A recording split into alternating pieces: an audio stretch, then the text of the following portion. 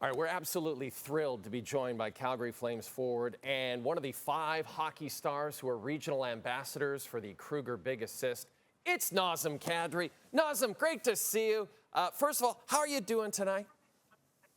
I'm great, man. I'm great. Thanks for having me on.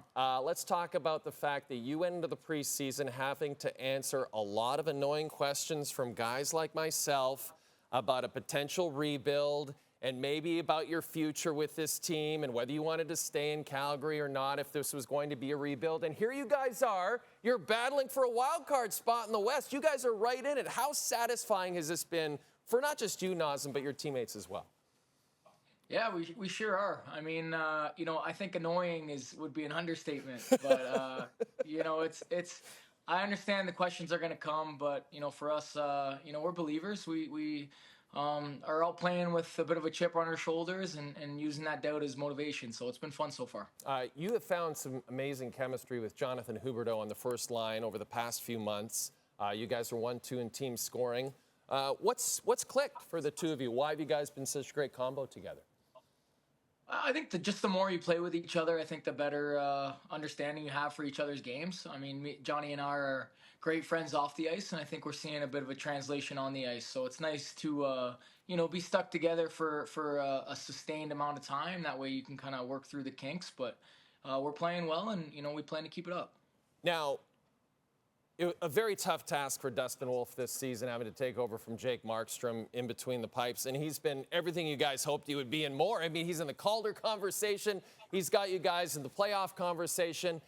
Has he surprised you, Dustin Wolf, at all, how quickly he's been able to adapt as a number one in this league? Well, I've kind of watched his evolution over the last, few years. And, he's done everything that's been asked of him and some. So, Wolfie's work ethic is tremendous.